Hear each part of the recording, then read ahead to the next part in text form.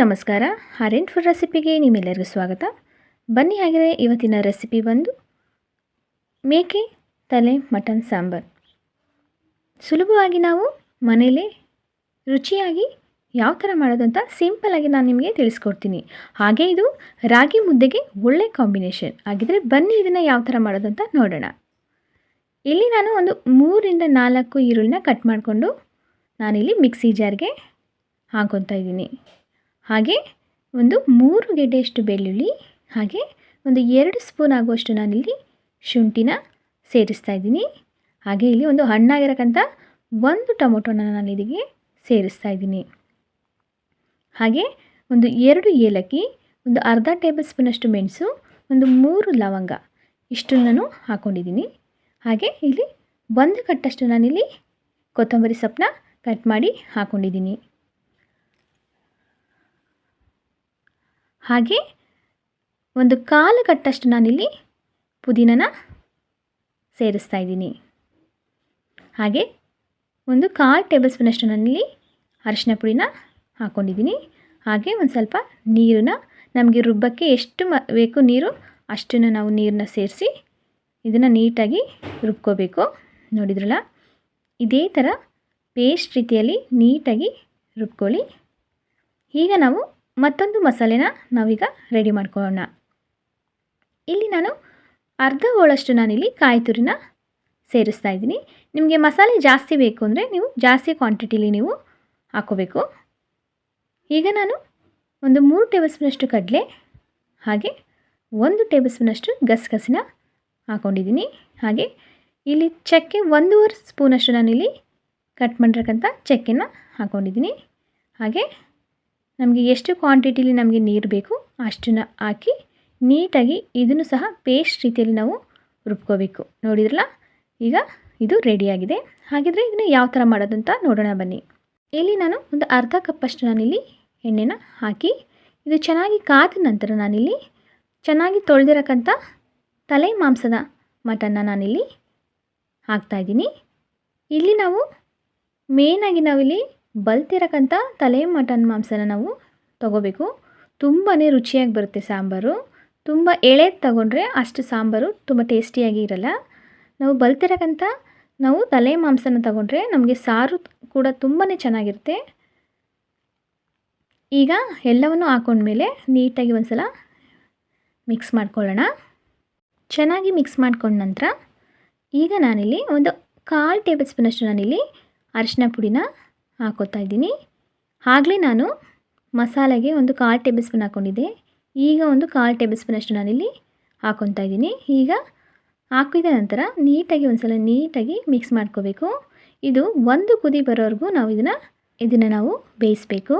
ನೋಡಿದ್ರಲ್ಲ, ಈಗ ಒಂದು ಕುದಿ ಬರ್ತಾ ಇದೆ. ಇವಾಗ ನಾವು ಒಂದು ಸಲ ನೀಟಾಗಿ ತಿರುಗಿಸ್ಬಿಟ್ಟು ಮತ್ತು ನಾನಿಲ್ಲಿ ಆಗಲೇ ನಾವು ರುಬ್ಬಿರಕ್ಕಂಥ ಈರುಳ್ಳಿ ಮಸಾಲೆ ಏನಿದೆ ಅದನ್ನು ನಾವೀಗ ಒಂದು ಕುದಿ ಬಂದ ಮೇಲೆ ನಾನೀಗ ಇದಕ್ಕೆ ಸೇರಿಸ್ತಾ ಇದ್ದೀನಿ. ನೋಡಿದ್ರಲ್ಲ, ಈಗ ನೀಟಾಗಿ ನಾವು ಇದನ್ನ ಮಿಕ್ಸ್ ಮಾಡ್ಕೊಳ್ಳೋಣ. ತುಂಬಾ ಚೆನ್ನಾಗಿ ಬಂದಿದೆ. ಇದೇ ಥರ ನೀಟಾಗಿ ಮಿಕ್ಸ್ ಮಾಡ್ಕೊಳ್ಳಿ. ಇದು ಮಿಕ್ಸ್ ಮಾಡ್ಕೊಂಡ ನಂತರ ನಾನಿಲ್ಲಿ ಈಗ ಸ್ವಲ್ಪ ಉಪ್ಪನ್ನ ಸೇರಿಸ್ತಾ ಇದ್ದೀನಿ. ನೋಡಿದ್ರಲ್ಲ, ಒಂದು ಸ್ವಲ್ಪ ಉಪ್ಪನ್ನ ಸೇರಿಸಿ ನೀಟಾಗಿ ಮಿಕ್ಸ್ ಮಾಡ್ಕೋಬೇಕು. ಇದು ಚೆನ್ನಾಗಿ ಮಿಕ್ಸ್ ಆದಮೇಲೆ ಇದಕ್ಕೆ ಒಂದು ಪ್ಲೇಟ್ನ ನಾವು ಮುಚ್ಚಿ ಇದು ಒಂದು ಕುದಿ ಮತ್ತೆ ಬರಬೇಕು. ನೀಟಾಗಿ ಇದು ಒಂದು ಕುದಿ ಬರ್ತಾ ಇದೆ ನೋಡಿ. ಇದು ನೀಟಾಗಿ ಒಂದು ಕುದಿ ಬಂದಮೇಲೆ ಮತ್ತೆ ನಾನು ನೀಟಾಗಿ ಒಂದು ಸಲ ಮಿಕ್ಸ್ ಮಾಡ್ಕೋತಾ ಇದ್ದೀನಿ. ಈಗ ನಾನಿಲ್ಲಿ 1 ಟೇಬಲ್ ಸ್ಪೂನಷ್ಟು ನಾನಿಲ್ಲಿ ಗರಂ ಮಸಾಲೆನ ಹಾಕ್ತಾಯಿದ್ದೀನಿ. ಹಾಗೆ 1 ಟೇಬಲ್ ಸ್ಪೂನಷ್ಟು ನಾನಿಲ್ಲಿ ಮಟನ್ ಮಸಾಲ, ಹಾಗೆ 2 ಟೇಬಲ್ ಸ್ಪೂನಷ್ಟು ನಾನಿಲ್ಲಿ ಚಿಲ್ಲಿ ಪೌಡರ್, ಹಾಗೆ 2 ಟೇಬಲ್ ಸ್ಪೂನಷ್ಟು ನಾನಿಲ್ಲಿ ಧನಿಯಾ ಪುಡಿನ ಹಾಕ್ತಾಯಿದ್ದೀನಿ.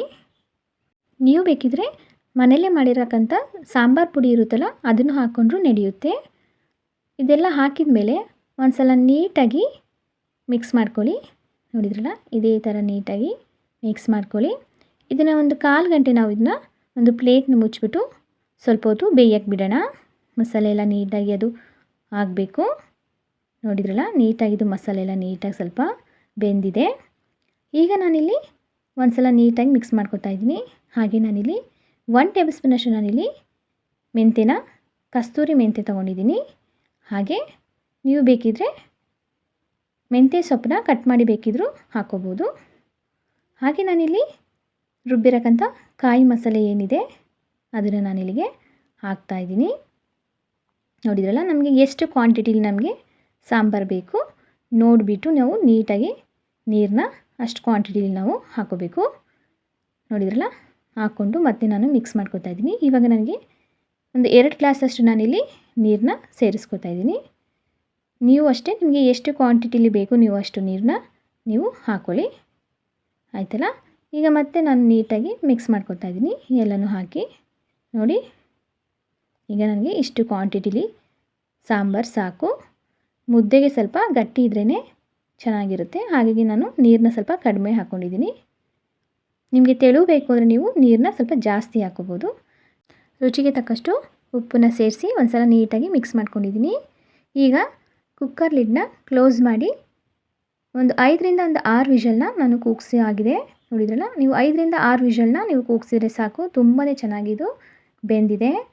ನೋಡಿದ್ರಲ್ಲ, ತುಂಬ ಚೆನ್ನಾಗಾಗಿದೆ, ನೀಟಾಗಿ ಎಣ್ಣೆ ಎಲ್ಲ ಬಿಟ್ಟಿದೆ. ಫ್ರೆಂಡ್ಸ್, ಸಿಂಪಲ್ಲಾಗಿ ನಾವು ಮನೆಯಲ್ಲೇ ರುಚಿಯಾಗಿ ತಲೆ ಮಾಂಸದ ಸಾಂಬಾರನ್ನ ಯಾವ ಥರ ಮಾಡೋದು ಅಂತ ನಿಮಗೆ ತಿಳಿಸ್ಕೊಟ್ಟಿದ್ದೀನಿ. ನೋಡಿದ್ರಲ್ಲ, ಹಾಗೆ ರಾಗಿ ಮುದ್ದೆಗೆ ಒಳ್ಳೆ ಕಾಂಬಿನೇಷನ್ ತಲೆ ಮಟನ್ ಸಾಂಬಾರು. ಇದನ್ನು ಒಂದ್ಸಲ ನೀವು ಟ್ರೈ ಮಾಡಿ, ನಿಮ್ಮೆಲ್ಲರಿಗೂ ಇಷ್ಟ ಆಗುತ್ತೆ. ಹಾಗೆ ಈ ರೆಸಿಪಿ ಇಷ್ಟ ಆಗಿದೆ ಪ್ಲೀಸ್ ನನಗೆ ಸಪೋರ್ಟ್ ಮಾಡಿ, ಹಾಗೆ ಸಬ್ಸ್ಕ್ರೈಬ್ ಮಾಡ್ಕೊಳ್ಳಿ, ಹಾಗೆ ಬೆಲ್ಲೈಕನ್ನ ಪ್ರೆಸ್ ಮಾಡಿ.